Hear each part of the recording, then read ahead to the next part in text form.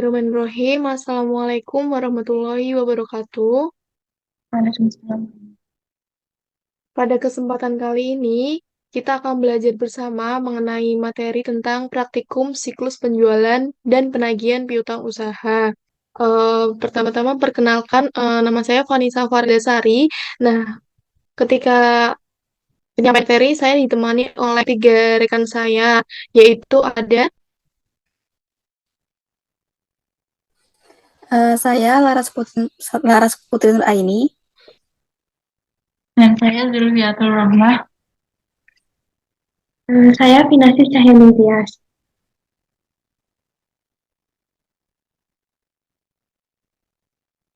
Iya, langsung saja masuk ke materi pertama yang akan disampaikan oleh Vinasis mengenai prosedur pengerjaannya. Materi yang pertama itu ada prosedur audit. Di sini,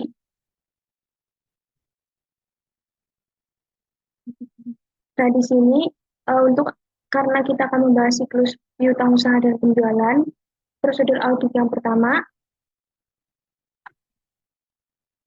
untuk prosedur audit yang pertama yaitu ada piutang usaha. Yaitu yang pertama ada minta daftar piutang usaha terdiri atas nama, alamat pelanggan, nomor faktur, tanggal faktur, dan jumlahnya serta cocokkan dengan saldo di buku besar. Nah, di indeks ini kita isi dengan checklist, di mana di sini tuh ada di file 1 halaman 9 sampai 13. Nah, di sini sudah ada yaitu ada nama langganan, kode langganan 01, alamat Tangerang. Di sini ada PTA, terus ada PTB dengan kode langganan 2 alamat Cianjur. Ada juga yang nomor bukti keterangannya debit kredit sama saldo terakhir dari PTB. Terus ada juga dari PTC sampai dengan PTI. Nah, ini adalah daftar perusahaan yang melakukan transaksi penjualan dengan PT Barokah. Terus yang kedua, dari prosedur audit piutang usaha yaitu ada pelajari kebijakan akuntansi perusahaan mengenai pengakuan pendapatan dan cocokkan apakah sesuai dengan prinsip akuntansi yang berlaku umum, serta pelajari juga kebijakan pemberian kredit dan jangka waktu pembayarannya. Nah, di indeks ini kita isi dengan checklist karena sudah ada di file 1 halaman 8. Nah, di buku ini sudah jelaskan yaitu bahwa PT Barokah ini menggunakan metode penghapusan piutang, terus cadangannya itu sesuai. Untuk prosedur audit piutang usaha yang selanjutnya yaitu ada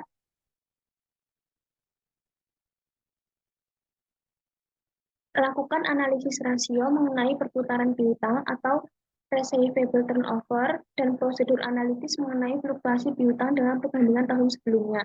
Nah, di sini indeksnya kita isi strip karena tidak ada analisis rasio mengenai perputaran piutang. Dan untuk prosedur audit piutang usaha yang selanjutnya itu ada lakukan konfirmasi dengan memilih sampel yang representatif. Pemilihan tanggal konfirmasi dapat dilakukan juga atas saldo sebelum tanggal neraca dan untuk mendapatkan keyakinan atas kebenaran saldo piutang per tanggal neraca, lakukan prosedur tambahan, misalnya dengan melakukan penelitian pada buku besar atas transaksi yang terjadi antara tanggal yang saldonya dikonfirmasi dengan tanggal neraca. Nah, di indeks ini kita isi dengan EE, di mana EE ini berisi tentang nama pelanggan dari PT Barokah, yaitu ada PTA, PTB, PTN, PTE, sampai PTP, di mana ada 16 pelanggan. Berikut dengan alamatnya masing-masing, jumlah per kliennya, terus ada hasil konfirmasi. Terus ada juga perbedaan dari hasil konfirmasi 1 dan 2, ada laporan posisi keuangannya sampai dengan 28 Februari 2019. Nah, untuk prosedur selanjutnya yaitu ada tindak lanjuti setiap jawaban konfirmasi dan apabila terdapat selisih diminta atau teliti keterangan dari klien. Nah, di indeks ini kita isi dengan checklist karena di indeks EE ini kita telah meneliti lebih lanjut apakah ada perbedaan dari setiap pelanggan dari PT Barokah ini, di mana di sini ada beberapa pelanggan yang mendapatkan perbedaan selisih dari konfirmasi yang diberikan oleh PT Barokah, yaitu ada PT ada PTI, dan lain sebagainya bisa dilihat di layar. Untuk prosedur selanjutnya itu ada bila konfirmasi yang dikirim tidak diterima jawaban atau tidak dapat dilakukan konfirmasi, lakukan alternatif prosedur lainnya, misalnya dengan memeriksa bukti dasar pencatatan dan uji penerimaan pembayaran piutangnya. Nah, di indeks ini kita bisa isi dengan EE1 dan EE2, di mana EE1 ini berisi tentang rekapitulasi dari hasil konfirmasi yang diberikan oleh PT Barokah kepada pelanggannya, yaitu ada di mana ada saldo konfirmasi 16, ada hasil konfirmasi 9, berikut dengan jumlahnya, presentasi tahunnya. Terus ada EE2 juga sama. Ini untuk EE1 ini adalah untuk pengiriman pertama atau konfirmasi pertama itu pada tanggal 14 Januari 2019, dan untuk pengiriman kedua itu pada tanggal 1 Februari 2019. Nah, untuk prosedur selanjutnya yaitu ada lakukan subsequence receipt tes terhadap pembayaran piutang setelah tanggal neraca atau laporan posisi keuangan. Nah, di sini kita bisa lihat di indeks EE, di mana di indeks EE ini ada tercantum nama pelanggan, alamat, jumlah per klien, di mana ada hasil konfirmasinya juga perbedaannya, dan laporan posisi keuangannya sampai tanggal 28 Februari 2019. Nah, untuk prosedur audit yang selanjutnya yaitu ada perhatikan retur penjualan yang besar sesudah tanggal neraca atau laporan posisi keuangan. Nah, di sini di indeks kita isi dengan strip karena kita lihat di PL1 bahwa di retur penjualan ini tidak ada koreksi dari transaksi retur penjualan, sehingga di prosedur auditnya kita isi dengan strip. Nah, untuk prosedur selanjutnya itu ada uji pisah batas penjualan atau sell cut off dengan memeriksa faktur penjualan beberapa hari sesudah dan sebelum tanggal neraca atau laporan posisi keuangan. Nah, di indeks ini kita isi dengan PL11, di mana PL11 ini yaitu ada dokumen yaitu antara surat jalan, faktur penjualan, di mana ada tanggalnya, dan nomor buktinya, ada tanggal faktur penjualannya, nomornya juga, nama pelanggannya, jumlah, dan tanggal pencatatannya. Nah, untuk prosedur yang selanjutnya yaitu ada teliti perjanjian-perjanjian yang berkaitan dengan penjaminan piutang usaha, misalnya kredit bank dan anjak piutang, serta sajikan informasi yang memadai mengenai hal tersebut pada laporan keuangan. Nah, di sini di indeks kita beri strip karena di buku ini atau di file ini tidak ada dokumen atau bukti-bukti yang berisi tentang perjanjian-perjanjian yang berkaitan dengan penjaminan piutang usaha. Terus prosedur yang selanjutnya itu ada verifikasi apakah pencadangan piutang tak tertagih sudah cukup memadai dan sesuai dengan kebijakan perusahaan. Waspadalah terhadap saldo-saldo lama yang masih terutang atau outstanding. Nah, di indeks ini kita beri strip karena sudah dijelaskan tadi bahwa PT Barokah telah menggunakan metode penghapusan piutang, bukan pencadangan piutang tak tertagih. Untuk prosedur selanjutnya yaitu bila dalam pemeriksaan ditemukan ada hal-hal yang perlu perhatian dari para partner, ungkapkanlah hal-hal tersebut dalam hal-hal yang perlu perhatian para partner atau MAPS. Nah, di sini di indeks kita kasih checklist karena kita telah membuat dokumen untuk hal-hal yang perlu perhatian dengan membuat E dan S1, di mana E dan S1 ini berisi tentang jurnal koreksi, yaitu adanya perbedaan transaksi atau jumlah dari transaksi penjualan tersebut. Dan ini adalah S1 adalah ada jurnal koreksinya atau catatan pemeriksaannya. Dan untuk selanjutnya yaitu ada buatlah daftar koreksi dan kesimpulan hasil pemeriksaan serta saran-saran untuk pihak manajemen. Nah, di indeks ini akan diberi indeks E dan S1, di mana E dan S1 ini berisi catatan pemeriksaan atau jurnal koreksi dari PT-PT yang harus dikoreksi, seperti misal tidak lengkapnya dokumen, tidak dicatat, atau salah saji, dan lain sebagainya. Ikut juga dengan S1 atau indeks S1. Nah, untuk prosedur audit yang selanjutnya yaitu ada PPN atau pajak pertambahan nilai keluaran.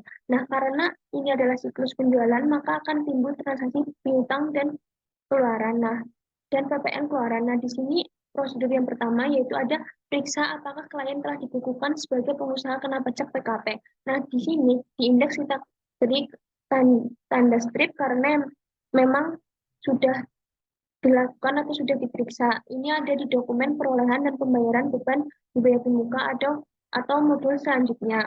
Dan untuk yang kedua itu ada lakukan rekonsiliasi antara penjualan yang menjadi objek PPN dengan jumlah PPN yang dipungut menurut surat perintah membayar atau SPM atau buku besar.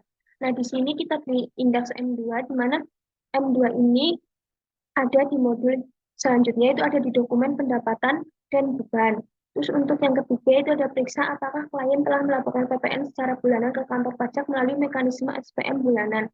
Di sini juga kita beri indeks M2, di mana M2 ini ada di modul yaitu pendapatan dan beban. Dan untuk yang ketiga yaitu untuk yang keempat, yaitu ada minta daftar rekonsiliasi PPN antara menurut SPM bulanan dengan buku besar, khususnya untuk bulan penutup buku, dan teliti penyebabnya apabila ada perbedaan. Nah, di indeks ini kita beri tanda checklist karena kita sudah melakukannya, yaitu dengan adanya M2. Terus yang selanjutnya ada tes cek secara sampling faktur pajak masukan yang asli yang akan dikompensasikan dengan PPN keluaran khususnya untuk jumlah yang material. Nah, di indeks ini kita beri tanda checklist karena kita memang sudah melakukannya. Untuk yang keenam, yaitu untuk kepentingan laporan posisi keuangan, lakukan set off antara PPN masukan dengan keluaran. Di sini di indeks kita beri indeks E dan M2, di mana E ini ada usaha dan termasuk ada PPN-nya juga. Dan untuk ada M2 itu ada di modul selanjutnya. Baik, untuk materi selanjutnya dibacakan oleh Mbak Vanessa.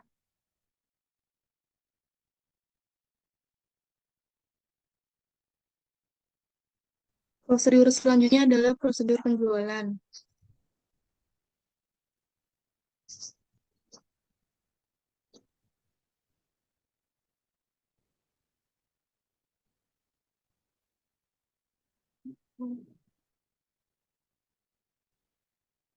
Nah, prosedur yang pertama adalah menyiapkan schedule utama dari penjualan. Indeksnya ada PL1. Nah, prosedur penjualan itu sudah ada pada pengerjaan di PL1. Kemudian yang kedua, penjualan atau judul penjualan serta cocokkan dengan buku besar. Indeksnya adalah centang karena sudah ada buku penjualan atau judul penjualannya. Kemudian yang ketiga, lakukan penelaahan analitis atau analytical review untuk mengetahui sebab-sebab naik turunnya penjualan selama periode berjalan atau fluktuasi penjualan untuk klasifikasi produk yang dijual serta bandingkan dengan hasil tahun sebelumnya. Indeksnya itu ada ARPL1. Itu artinya analytical review. Kemudian yang keempat, minta informasi ke pihak manajemen tentang siapa yang berwenang menetapkan harga jual, apa dasarnya, dan apakah klien mempunyai suatu standar harga, serta bandingkan kebijakan harga tersebut dengan tahun sebelumnya. Indeksnya itu centang karena pihak manajemen sudah menerima bukti informasi. Kemudian yang kelima, yakinkan bahwa semua penjualan telah dicatat dengan lengkap dan tepat dengan memeriksa secara sampling bukti penjualan seperti faktur, surat jalan, bukti penerimaan, kas atau bank. Pastikan metode pengakuan pendapatan telah sesuai dengan kebijakan akuntansinya. Sampling tersebut biasa dilakukan dengan memeriksa beberapa bukti penjualan setiap bulannya atau secara penuh untuk beberapa bulan, terutama yang mempunyai tingkat penjualan yang tinggi. Indeksnya ada TOC1. Nah, TOC1 itu dapat dilihat dari ya dari sini yang berisikan adanya nama pelanggan, surat jalan, faktur penjualan, nama pelanggan, serta bukti pendukungnya.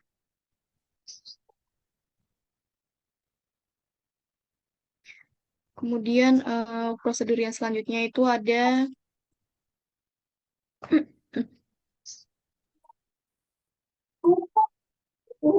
yang kedelapan, waspada juga terhadap kemungkinan adanya harga transfer atau transfer pricing untuk penjualan ke perusahaan afiliasi, juga terhadap penjualan yang tidak dipungut PPN. Lakukan rekonsiliasi penjualan menurut buku besar dan yang dilaporkan menurut SPT masa PPN. Indeksnya itu ada M2. M2 itu ada di modul selanjutnya yang berisikan pendapatan dan beban. Kemudian yang ke-9, selama beberapa hari sebelum dan setelah penutupan tahun, bandingkan buku penjualan dan transfer pembukuannya ke jurnal dan buku besar, serta yakinkan bahwa semua pencatatan telah dilakukan dalam periode yang bersangkutan. Itu di checklist karena sudah melakukan pencatatan selama periode tersebut. Kemudian yang ke-10, waspada terhadap retur penjualan yang besar apabila terjadi setelah tanggal laporan posisi keuangan. Adakan pengujian untuk pendekatan akun persediaan, piutang usaha, serta penerimaan kas atau bank sehubungan dengan retur penjualan tersebut. Ini di strip karena memang tidak ada. Kemudian yang ke-11, periksa kecermatan pembukuan hasil penjualan cicilan konsinyasi penjualan sewa beli pemborongan dengan jangka pembayaran atau penyerahan lebih dari 1 tahun. Cocokkan dengan kontrak penjualan yang telah dibuat dan bandingkan realisasi dengan kontrak tersebut.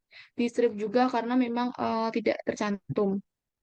Kemudian yang ke-12, pastikan bahwa semua hal-hal yang perlu diungkapkan dalam laporan keuangan telah diperoleh informasi secukupnya pada saat kerja lapangan atau fieldwork. Indeksnya itu ada di PL1, di mana PL1 ini berisikan tentang adanya penjualan, retur penjualan, kemudian per auditnya. Prosedur yang selanjutnya ada buat daftar koreksi yang diperlukan, serta kesimpulan dan komentar hasil pemeriksaan. Indeksnya juga sama ada di BNPL1 yang berisikan penjualan, retur penjualan, serta jumlah per auditnya berapa. Materi prosedur sudah selesai, kemudian dilanjutkan materi selanjutnya oleh Zulfiatul. Oke, baik. Terima kasih. Untuk materi selanjutnya, itu ada schedule uji transaksi penjualan dan piutang atau TOC1. Nah, untuk mengisi TOC1 ini, kita bisa dapatkan dokumennya itu dari file 1 halaman 15 sampai 20.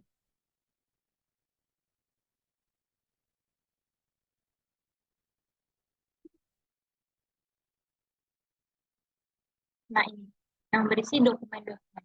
Jadi, kita tinggal eh, surat jalannya apa, tanggal berapa, itu di sini ada keterangannya. Jadi, surat jalannya itu tanggal 26 Desember 2018, nomornya yaitu SJ229. Jadi, kita tulis di sini nomor 229. Kemudian untuk faktur penjualannya, kita bisa lihat faktur penjualannya itu setelah surat jalan ini. Nah, ini faktur penjualan. Jadi, faktur penjualan itu tanggal dan nomornya juga sama. Nah, untuk nama pelanggannya ini ada kepada siapa? Nah, ini kepada PTL. Kemudian jumlahnya sebanyak berapa? Itu jumlahnya didapatkan dari ini. 288.363.636. Nah, untuk bukti pendukungnya itu telah ada, yaitu berupa dengan apa, fakturnya dan surat jalannya. Ini merupakan bukti pendukung. Kemudian otorisasi. Jadi kalau otorisasi ini siapa aja yang telah siapa aja yang mengotorisasinya. Jadi di sini udah diketahui. Jadi dia faktur penjualannya itu disetujui oleh siapa. Kemudian untuk surat jalannya ini yang menerima siapa, kemudian yang menyerahkan siapa, dan yang membuat itu siapa. Nah, untuk footingnya, jadi footing itu uh, sesuai nggak sih apa barang yang diminta, harganya yang harga dan kuantitas yang diminta oleh pelanggan. Kemudian untuk pemeriksaan pencatatan, buku penjualannya itu ada, kartu piutangnya ada, buku besarnya ada. Nah, untuk selanjutnya itu yang tanggal 2, untuk yang nomor 2, jadi nomor 2 itu tanggal 28 Desember, nomornya 230, kemudian faktur penjualannya juga sama dengan pelanggan PTO, jumlahnya itu sebanyak DPP-nya yaitu 180 juta. Bukti pendukungnya telah ada, otorisasinya telah dilakukan, buktinya juga ada, kemudian buku penjualannya ada, kartu piutangnya ada. Jadi kartu piutang ini ada pada halaman ini. Ini merupakan kartu piutang dari ini. Ini merupakan dari halaman 9 ini sampai halaman 13. Ini merupakan kartu piutang. Untuk yang ketiga, baik PTA maupun PTP juga caranya sama. Kemudian yang nomor 5 itu tanggal 28. Kita lihat surat jalannya kembali ada di halaman 16. Nah, halaman 19, halaman 17 yaitu ini ada PTI. Jadi tanggalnya 28 Desember 2018, nomornya 233, faktur penjualannya juga sama.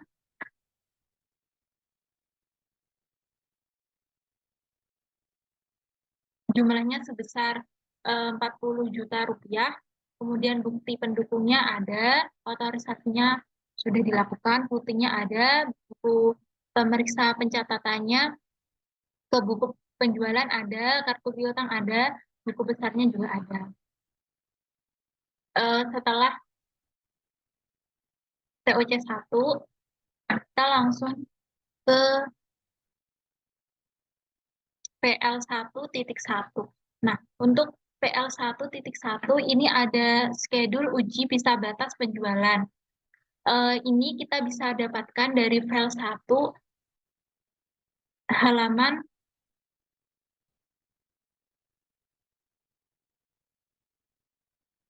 nih, halaman 14. Jadi yang ini.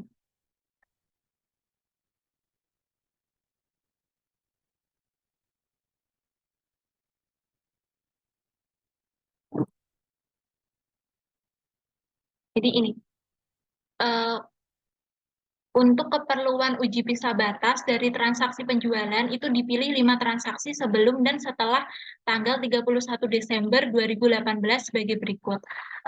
Ini ada surat jalannya, ini diambil dari sini, surat jalannya 26/12 tahun 2018, kemudian nomornya 229, faktur penjualannya, tanggalnya maupun nomornya juga sama dengan surat jalannya, kemudian nama pelanggannya PTL, jumlahnya 317.200.000 rupiah.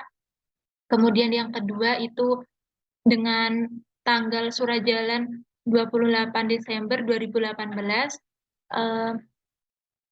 nomor 230, faktur penjualannya juga sama, nomor dan tanggalnya, nama pelanggannya PTO, jumlahnya 180 juta, kemudian tanggal pencatatannya, jadi tanggal pencatatannya ini ada keterangannya, jadi syarat penerimaan barang adalah FOB shipping point, jadi penjualan itu dicatat dalam atau pendapatan itu diakui pada saat barang dikirim ke pembeli.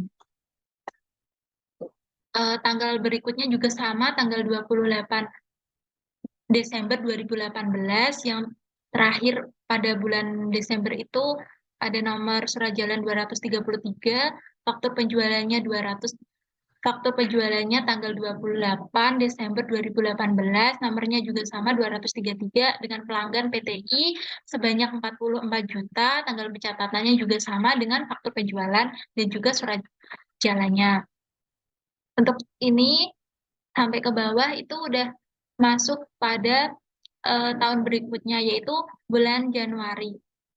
Tanggal 4 sampai tanggal 8. Yang terakhir ini ada tanggal 8 bulan Januari 2019 dengan surat jalan nomornya 005, faktur penjualannya tanggal 8 Januari 2019 juga, dan nomornya juga 005, nama pelanggannya PTF, jumlahnya sebesar 70 juta, kemudian tanggal pencatatannya yaitu pada tanggal surat dan faktur penjualannya, yaitu 8 Januari 2019. Jadi kesimpulannya setelah memeriksa transaksi penjualan itu sebelum dan sesudah tanggal neraca, kami itu tidak menemukan adanya pergeseran pencatatan penjualan. Nah, karena itu kami menyimpulkan bahwa penjualan itu sudah dicatat dalam periode yang benar. Kemudian selanjutnya ada PL1 Untuk PL1 ini, sebelum kita mengisi ini, kita ada catatan pemeriksaan terlebih dahulu. Jadi, catatan pemeriksaan ini kita bisa lihat pada file 1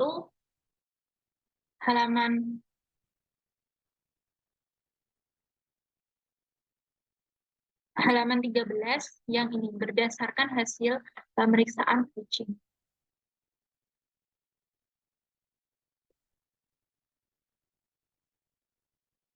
Jadi, berdasarkan hasil pemeriksaan coaching atas jurnal penjualan itu telah ditemukan hal-hal sebagai berikut. Yang pertama, pesanan dari PTA atas penjualan pada tanggal 28 Desember 2018 sebesar 22 juta, barang telah diserahkan ke pelanggan SJ nomor 231 tercatat 2 kali. Nah, itu kan telah ditemukan kesalahan pencatatan setelah dilakukan pemeriksaan. Kemudian kita cross-check ke kartu piutang PTA. Nah, daftar kartu piutang PTA ini bagi berikut. Ini kita bisa dapatkan dari file 1 juga. Jadi, kita lihat pada tanggal 28 Desember, itu kita lihat, nah ternyata ini buktinya SJ nomor 231 garis miring 12 ternyata benar terjadi tercatat 2 kali sebesar 22 juta juga. Jadi maka ada jurnal koreksi yaitu penjualan pada piutang usaha sebesar 22 juta. Kemudian yang kedua itu pesanan dari PTJ atas penjualan pada tanggal 22 Desember 2018 sebesar 44 juta, barang telah diserahkan ke pelanggan SJ nomor 200, terjadi salah catat seharusnya sebesar 440 juta. Jadi kita lihat, kita cross-check lagi ke kartu piutang PTJ. Tanggal 22 kita lihat, nah ternyata iya benar, tanggal 22 itu hanya tercatat 44 juta, padahal seharusnya 440 juta. Maka dari itu kurang atau terjadi selisih sebesar 396 juta. Maka jurnal koreksinya yaitu piutang usaha pada penjualan sebesar 396 juta rupiah. Untuk selanjutnya akan dijelaskan oleh Mbak Laras.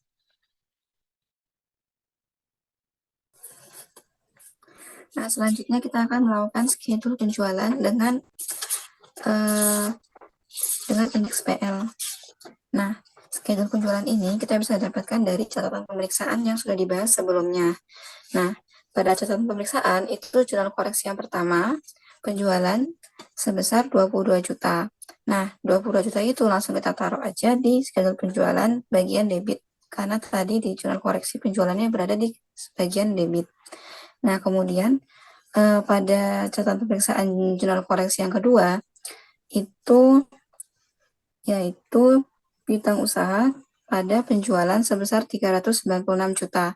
Karena penjualannya itu berada di kredit, maka kita taruh juga schedule penjualan itu di sebelah kredit 396 jutanya. Lalu kita hitung aja per audit sebesar seperti yang ada di layar. Lanjut rekor penjualannya karena tidak ada koreksi, itu saldonya sama seperti per klien 31 Desember 2018. Kemudian langsung kita total aja seperti pada yang di layar. Selanjutnya kita langsung ke daftar konfirmasi dengan indeks EE. Nah, daftar konfirmasi ini diperlukan karena kita sebagai auditor itu tidak boleh langsung percaya terhadap data yang diberikan oleh klien. Maka kita harus lakukan konfirmasi kepada pelanggan atau perusahaan-perusahaan yang memiliki piutang dengan klien. Nah, daftar konfirmasi ini kita bisa mengirimkan surat atau surat konfirmasi kepada si pelanggan klien dengan surat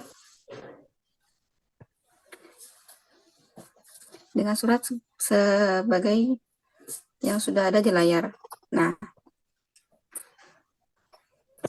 surat itu kita kirimkan, lalu kita langsung aja rekap di daftar konfirmasi.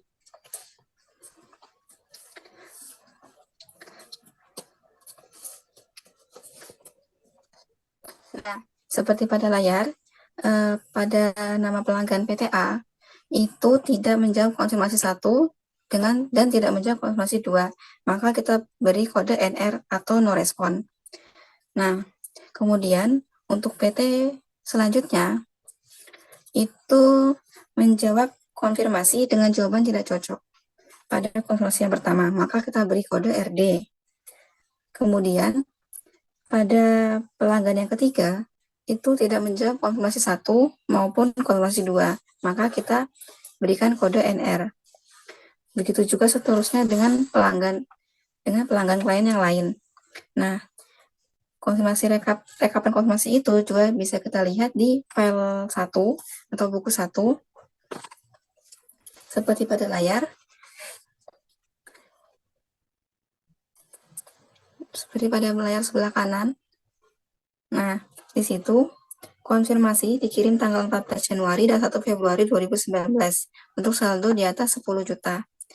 Nah, berarti yang 14 Januari itu artinya konfirmasi yang pertama, dan yang 1 Februari 2019 adalah konfirmasi yang kedua. Kalau sudah kita masukkan di daftar konfirmasi semuanya, lanjut kita tuliskan juga perbedaannya. Nah, untuk yang RD atau jawaban tidak cocok, itu kan ada perbedaan antara hasil si pelanggan dan hasil si klien. Maka perbedaannya langsung kita tulis di tabel perbedaan. Setelah kita masukkan ke tabel perbedaan, lanjut kita juga bisa melakukan prosedur lain, yaitu di tabel penerimaan setelah tanggal laporan posisi keuangan sampai dengan 28 Februari 2019. Nah, prosedur ini kita lakukan untuk untuk konfirmasi yang tidak dijawab atau tidak setuju. Maka kita lakukan prosedur ini yang ada di file 1 juga, setelah file 1 juga yang ada di sebelah kanan. Nah, langsung aja kita masukkan semua jumlah pelunasan piutangnya, masukkan ke dalam daftar konfirmasi. Setelah kita lakukan daftar konfirmasi, kita langsung lanjut ke EE1 atau ringkasan hasil dari konfirmasi positif piutang usaha. Nah, pada EE1 ini, EE1 dan EE2 itu intinya adalah rekapan dari daftar konfirmasi tadi. Nah, untuk EE1 adalah konfirmasi yang pertama, dan EE2 adalah konfirmasi yang kedua. Untuk yang EE1 dulu, di sini menurut konfirmasi, itu kita isikan dengan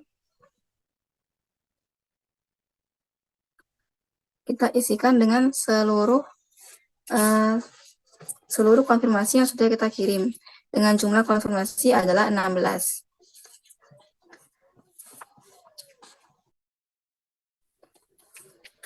Kemudian, selisih yang dilaporkan, yaitu hasil konfirmasi, itu kita isi dengan jawaban yang cocok dan tidak cocok. Intinya, konfirmasi yang telah dibalas oleh si pelanggan klien, yaitu dengan jumlah ada 9 konfirmasi.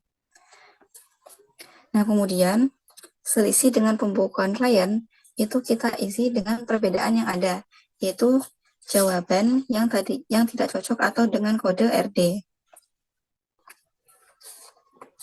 Nah, kemudian kembali melalui pos itu kita isi dengan konfirmasi-konfirmasi yang sudah dijawab. Jadi intinya konfirmasi yang sudah dijawab itu pasti kembali melalui pos.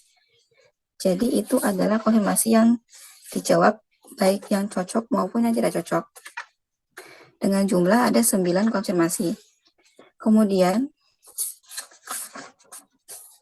yang tidak kembali itu kita isi dengan kode NR, yaitu konfirmasi yang tidak dibalas sama pelanggan klien. Dengan jumlah ada 7 konfirmasi. Kemudian kita jumlahkan untuk yang selisih, untuk yang saldo menurut konfirmasi ada 16 dengan jumlah 23, 981, 946, 480. Kemudian yang selisih menurut selisih yang dilaporkan juga ada jumlah selisih dengan pembukuan klien juga kita jumlah, kembali melalui pos juga kita jumlah, dan seterusnya. Setelah itu kita langsung aja ke persentase tahun berjalan. Nah, persentase tahun berjalan ini adalah persentase untuk tahun 2018. Nah, itu kita dapatkan dari jumlah dibagi dengan total piutang usaha.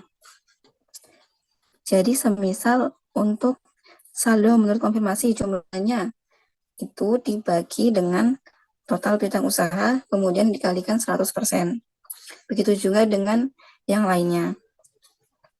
Setelah itu, lanjut kita hitung persentase tahun lalu. Nah, persentase tahun lalu itu untuk tahun 2017. Nah, untuk menghitungnya kita perlu tahu piutang usaha di tahun 2017. Nah, piutang usaha itu kita bisa dapatkan di neraca pada file 1. Untuk mempermudah, sudah saya tulis di bagian paling samping kanan untuk piutang usaha 2017-nya. Langsung aja kita hitung. Berarti jumlahnya dibagi dengan piutang usaha 2017 lalu dikalikan 100%. Hasilnya seperti pada layar. Begitu juga dengan yang lain. Setelah dihitung semua, kita lanjut ke EE2.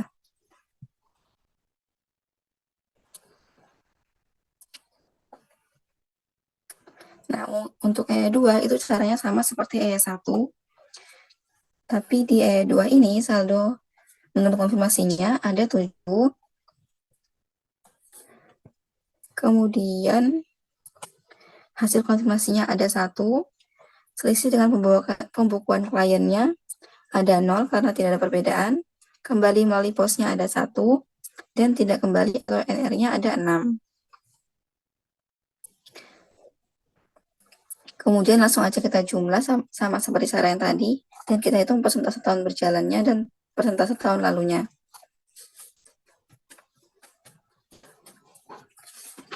Materi selanjutnya akan disampaikan oleh rekan saya, Vanessa Faradila. Ya, materi selanjutnya ada schedule mengenai piutang usaha. Nah, sebelum melakukan pencatatan schedule pada catatan di atas, alangkah baiknya kita memeriksa dulu, membaca catatan pemeriksaan yang telah dilakukan sebelumnya, yaitu telah dilakukan pemeriksaan terhadap faktur penjualan, surat jalan, dan kartu piutang, juga telah melakukan konfirmasi piutang pada tanggal 24 Januari dan 24 Februari. Itu sudah dijelaskan oleh materi sebelumnya. Kemudian ada pun jurnal koneksinya, yaitu yang pertama, jawaban konfirmasi dari PTB tidak dikoreksi karena tidak ada bukti kas masuk sebagai pelunasan piutang sebesar 20 juta pada tahun buku 2018. Kemudian yang kedua, faktur penjualan 28/12/2015 dan dikirim tanggal 3/1/2019. Jurnalnya adalah penjualan sebesar 44 juta pada debit dan piutang usaha kredit 44 juta. Yang ketiga, jawaban konfirmasi dari PTG tidak dikoreksi karena tidak ada bukti kas sebagai pelunasan piutang sebesar 3 juta pada tahun buku 2018. Yang keempat, jawaban konfirmasi dari PTF tidak dikoreksi karena tidak ada bukti kas masuk sebagai pelunasan piutang sebesar 22 juta pada tahun buku 2018. Kemudian yang kelima, karena pelunasan dari PTN dibawa kabur oleh salesman, maka piutang sebesar 30 juta akan dibebankan pada salesman. Dan jurnalnya, piutang lain-lain pada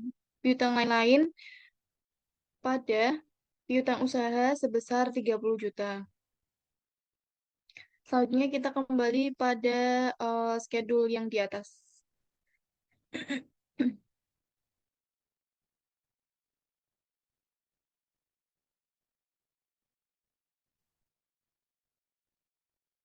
Nah, untuk mengisi pare DRCR-nya, pada PTI dilakukan CR-nya itu sebesar 44 juta, karena pada kredit tadi sudah dijelaskan di bawah, ada terdapat jurnal sebesar 44 juta.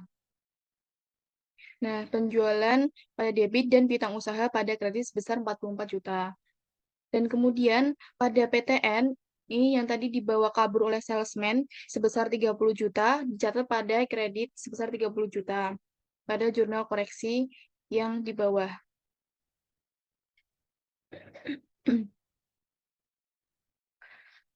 Dan kemudian pada PTK juga terdapat jurnal koreksi 30 juta di debit. Kemudian untuk menghitung per auditnya,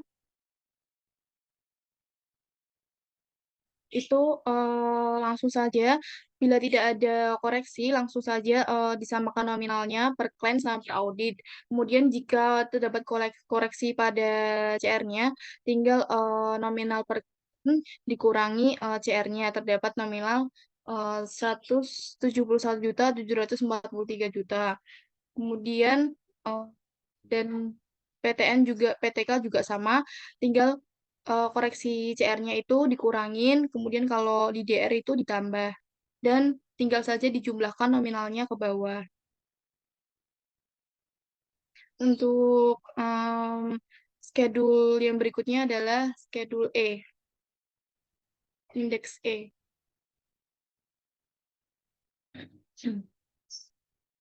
Indeks E itu yaitu tentang schedule piutang.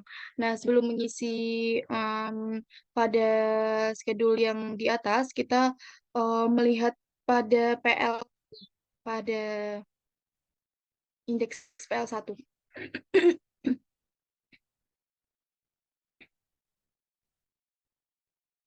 Jurnal koreksi.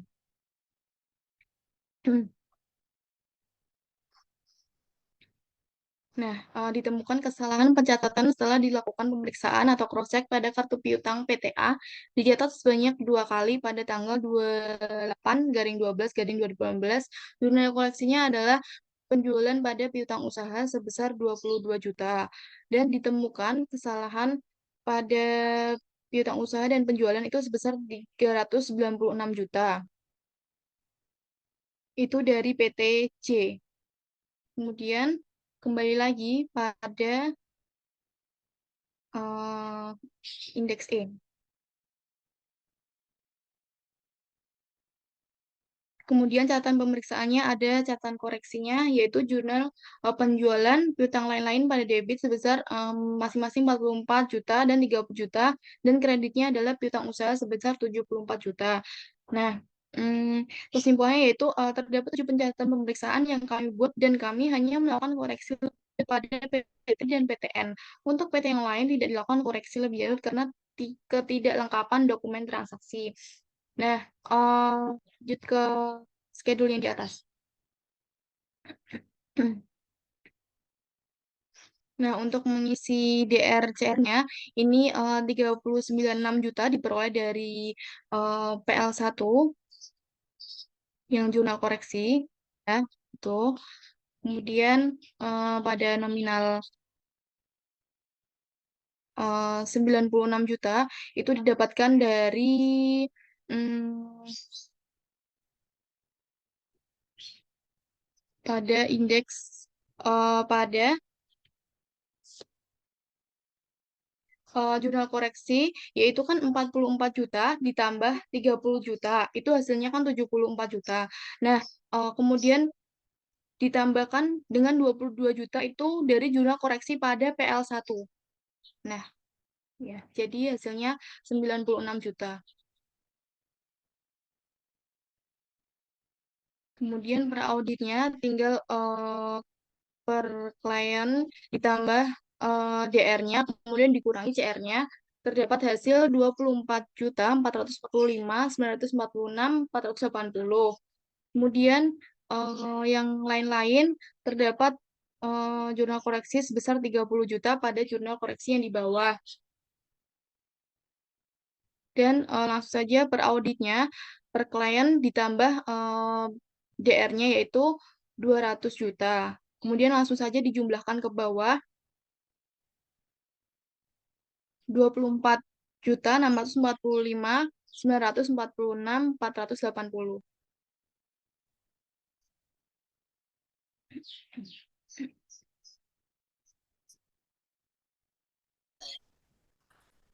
Iya, sekian pemaparan materi dari kami. Apabila ada salah kata atau pengucapan dalam video ini, kami mohon maaf.